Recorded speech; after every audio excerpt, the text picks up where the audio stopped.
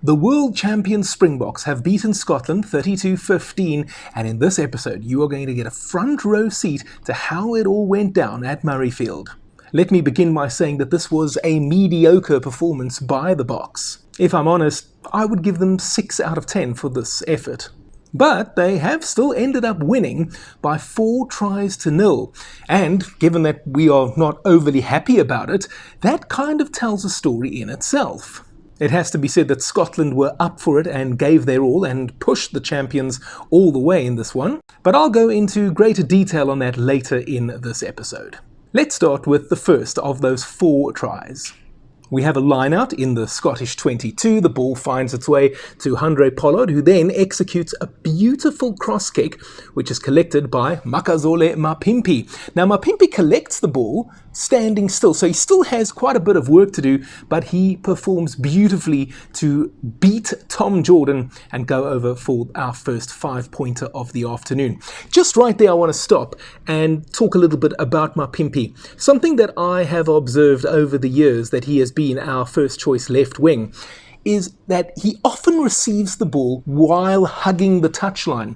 And when you factor in his ability to manipulate the space, the limited space that he has in that situation, it's actually quite extraordinary. He really is one of the best left wings in the world. Receiving the ball, hugging the touchline, there's not a lot of space to work with. There's often a defender closing him down, and time again, he is able to not only gain meters for South Africa, but often he finds himself on the other side of the try line.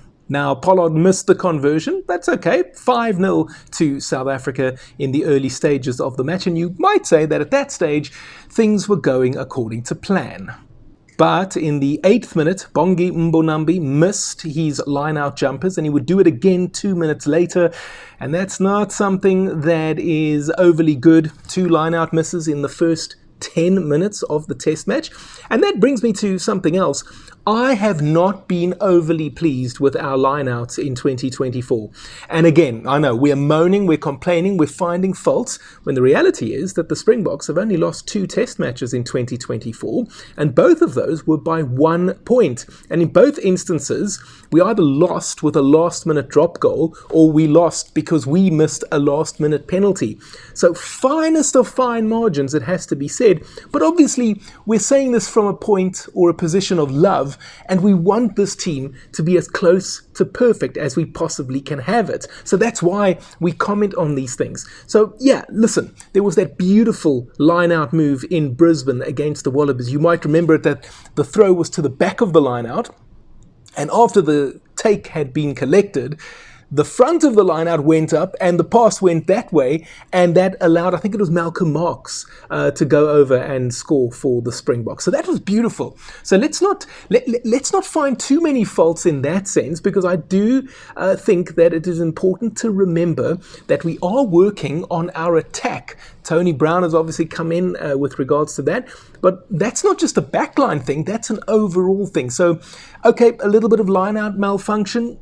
Is that acceptable if what we're expecting to see from the Boks next year, the year thereafter, and especially at the Rugby World Cup in 2027 is something out of this world? So let's just put the brakes on too much criticism, as it were.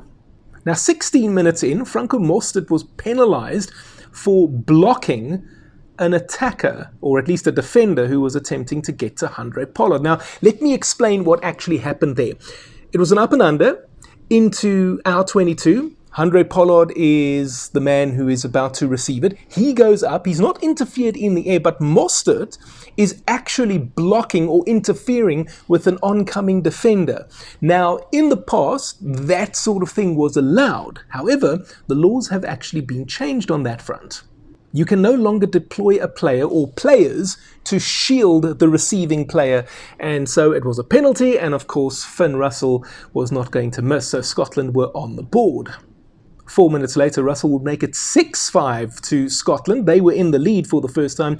It wouldn't stay that way, of course, as you well know if you've watched the match, but they were in the lead at Murrayfield, and the crowd were getting very, very excited, it has to be said. But before all of that, there was controversy, and that was something that involved the Scottish lock, Scott Cumming. Now, let me explain what happened. So, a ruck is formed. There's a jackling situation. Franco Mostert, as it turns out, is our player. He was almost double-teamed, you could say, by Rory Dodge on the Scottish right-hand side, and then on the left-hand side it was Cumming.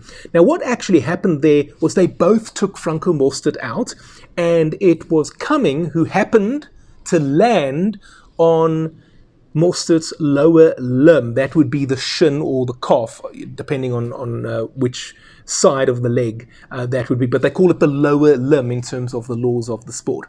Now, that is illegal. It is a punishable offence. Unfortunately, it is also regarded as dangerous play. So automatically it's a yellow card. And unfortunately, if it is then proven that the offending player did indeed land on the lower limb, it is upgraded now in these autumn internationals, as they call it, to a 20-minute red card, something that is already in play in Super Rugby with the New Zealand, Australian, Fijian and Samoan teams. Now, let me just talk a little bit more about this. So, it was initially blown up as a crock roll. Now listen, I know that rugby and its laws are often open to interpretation, and we see things, the referee sees the same thing, and we come to different conclusions. But I'm very sorry. There is absolutely no way on earth that it was a crock roll, either from Dodge or from Cumming, because that's what it was blown up as initially, as a crock roll. And then later it was deemed, okay, we're upgrading this yellow card to a 20-minute red because Cumming landed on Sosa's lower limb. Now, even though it's something that benefited South Africa, Scotland being down to 14 men, it's something that I strongly disagree with. Now, to me, a card, yellow or red, is something that should be issued for foul play only, dangerous play if you prefer.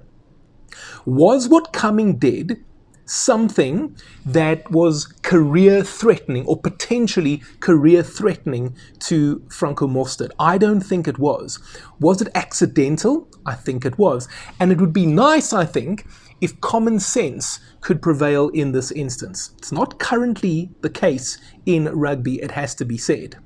Something that I have a strong suspicion of as well is that I think, if you are a follower of American sports, you will know that in the NFL there have been several lawsuits in the last 5 or so years with regards to head injuries, things like CTE, dementia, etc., etc. And I think that World Rugby are petrified that now retired rugby players are going to come after them with lawsuits, and that's why there's this overemphasis right now on head injuries, HIAs, all that sort of thing. Now, don't misunderstand me. Of course, I want the sport to be as safe as possible. We don't want players later on in life developing dementia or CTE or whatever the case may be. Of course, we don't want that.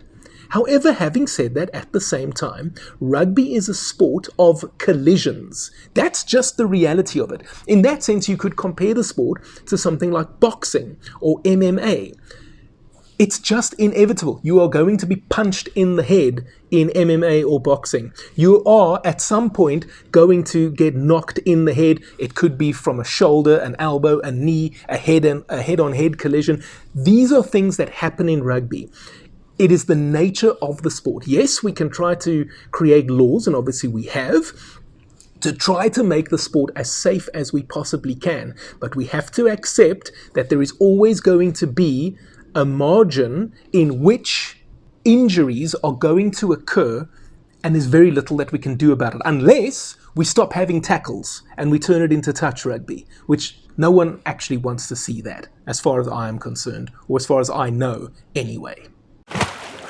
Now, speaking of crock rolls, you can do me a favor. If you're enjoying this video, which I hope you are, why don't you crock roll the like button down there? It'll really help me when it comes to the YouTube algorithm and pushing this video in front of other people who hopefully will also like it, and it will help to grow my channel. I would very much appreciate that. Crock roll that like button quickly, will you?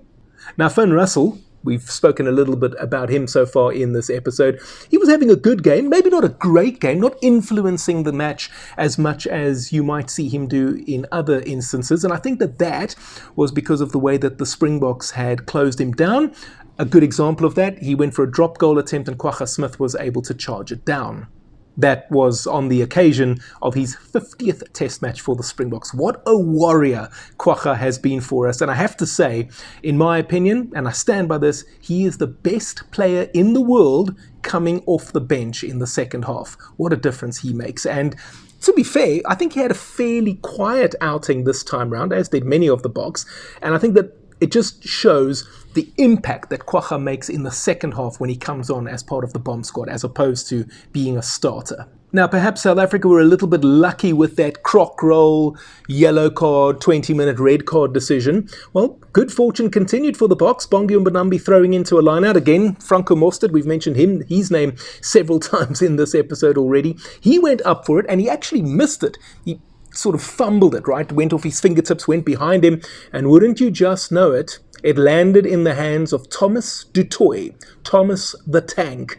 And I don't think he, or any of us for that matter, have ever seen such a big gap on a rugby field, certainly not in Thomas's career, and he stormed his way through that gap to go over and score try number 2 for South Africa. Pollard converted, and we were back in the lead 12-6.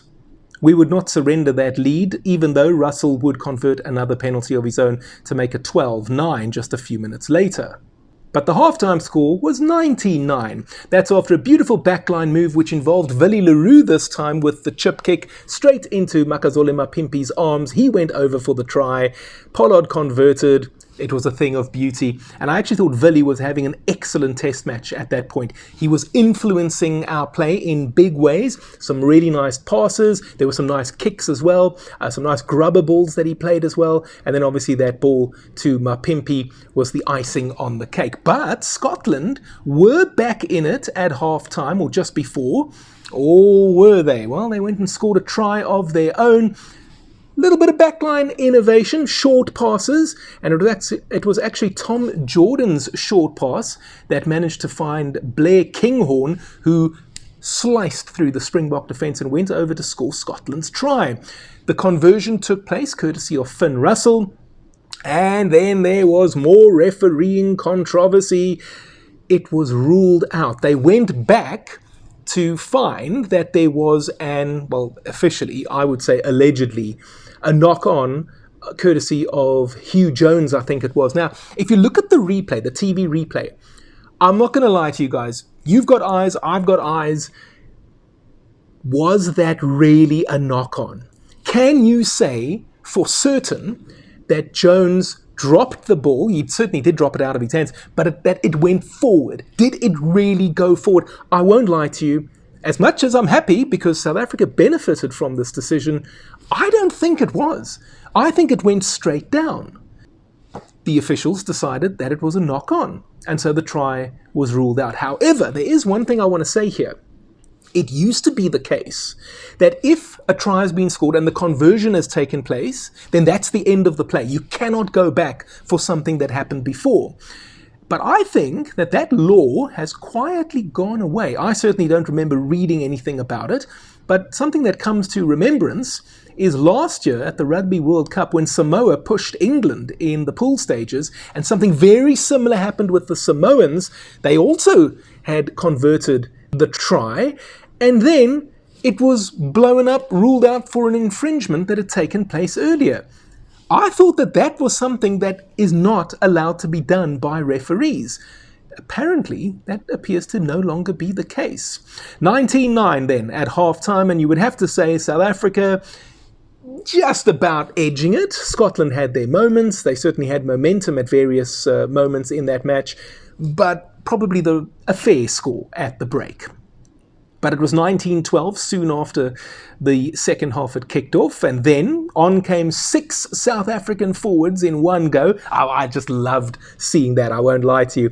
But something very interesting, we said earlier that the Scots were up for it and they gave it everything they had. They were happy I'm telling you, they were happy to meet the physical challenge of the Springboks. And I would say that the first 10 or so minutes of the bomb squad being on the field, the Scottish pack did not look like they were in any kind of trouble at all. The breakdowns were extremely competitive, as they had been before those 6 new forwards came onto the field. The scrums, I think we probably did edge the scrums overall, but up until that moment, I think there was a fair bit of parity. Again, the lineouts, we were losing some of our own ball there. And in the collisions, we were losing a lot of ball. And we were committing so many handling errors that you could say we should have been leading by more. But because of all of our mistakes, Scotland was still in the game. But at the same time, I would give the Scots a lot of credit, not only because they were still in the game, but because they were clearly giving it everything they had. And maybe with another Finn Russell penalty to make it 19-15, maybe, just maybe, they were sniffing a bit of blood in the water. It is also important to state that in spite of everything that we've said, Scotland visited South Africa's 22 in the 55th minute, and that was only the second time in the match that it happened. There would subsequently be another 2 or 3 in quick succession, and that's how it ended up getting to 19-15. But the bomb squad, experienced campaigners, and this time the bomb squad was people like Erge Snyman, who's probably usually bomb squad, but also Pieter-Steph du Toit, Siya Kolisi, Jasper Visser. They are not usually men who come off the bench to make a difference, but they did. They showed their experience, and we managed to grind 2 more penalties of our own, 22-15, 25-15. There was also a moment where things looked a bit hairy for us when Makazole Mapimpi was yellow carded, so we lost him for 10 minutes, but okay, fine. We then managed to get ourselves into a 10-point lead, and at that point, you just know the world champions are not going to lose. And we did go for one more try. It was beautiful, actually. 5-meter try, 80th minute, push over. Yes, the scrum did break up, but Jasper Visser did very, very well controlling the ball at his feet to maintain his bind to our locks, Eben Etzebeth and Snyman in this instance, and Visser then managed to just fall over the line.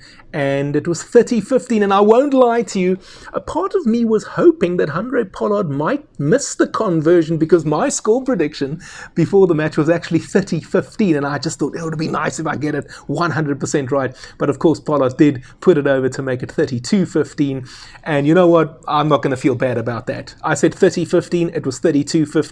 I'm going to say that that is close enough. Okay, so in summary, we were far from perfect in this match. We made lots of mistakes, those handling errors. It was in double digits, unfortunately.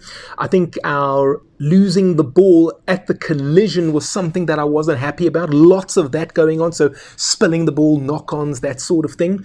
Again, like I said, overall, we did dominate the scrums. Overall, the lineouts were fine. I can't remember us stealing any of their line-out ball, I must say. While I'm speaking to you and thinking of this, I don't remember us stealing line-out ball from them. And we lost 2 of our own line-out. So, again, that's not great. I don't want to single out players, generally speaking, but I will say that I thought Jaden Hendrickse didn't have his best test match. And when Grant Williams came onto the field, you could see that there was a marked difference in the way that we went about backline play. And I do think that Grant Williams is currently our best scrum half, and I do think that he's going to start against England at Twickenham. And that brings me to another point. The team that started this test match, you could argue that it doesn't really have a lot of cohesion, because a lot of the combinations typically do not play together. Our front row was the front row that you would kind of expect us to field this year. Oxenchair, Bongi Mbonambi, Thomas du Toit at the moment. I know Frans Malherbe, he would usually be our tight head, but I think Thomas du Toit has done well this year and has kind of established himself in the absence of men like Malherbe. Trevor Nyakane has obviously not been involved. Vincent Koch came off the bench to take his place as a member of the bomb squad, as did Malcolm Marks, and at loose head we had Gerard Steenekamp. But again, typically those are combinations. But then if you look at it, I suppose you could say that Eben and Sos should have a lot of experience having played together one way or another for, what is it now, 5, 6, 7, 8, 9 years even. Okay, fine. But then if you look at the loose trio, Elrich Lowe, Marco van Staden, and at 8th man we had Kwagga Smith. Now, yes, one way or another they may play together as part of the bomb squad, but maybe not as starters. So it wasn't a first choice pack in that sense. And then, of course, Hendrickson, Pollard, not an experienced combination. And again, like we said, Hendrickson didn't have his best test match. Okay, yes, Mapimpi on the wing, Kane Moody. Yes, he's been part of the setup for a while now, but he hasn't been a first choice for us. And then Lukhanyo, it was nice to see him back, but you could see that he was still a little bit rusty. I maintain before his injury, he was the best outside centre in the world. Andre Esterhuizen, you can always count on him for a shift. But again, Esterhuizen and not an experienced combination, like Dialende and or Dialende and Creel, for example. And then, of course, you did have the experience of Willie Leroux at the back, but you could say that these days, Willie isn't actually our first choice fullback anymore. So I do expect to see a very, very different starting 15 against England at Twickenham. If you watch them lose to Australia the day before this test match, I think there were some clues there as to what we can expect from them, but you can be sure that I will put out a preview video for you closer to the time. Now, just before I wrap up, who is my man of the match? I know you want to know that. Well, I know that officially it was Eben Etzebeth, but for me, without taking anything away from him, because I thought he had a great game anyway, for me, my man of the match was Willie Leroux. Now, if you enjoyed this video, there's one other thing that you can do for me if you would like to support me with a small financial contribution. Earlier, I asked you to crock roll the like button, but there's another button down there. It's a heart with a $sign inside of it.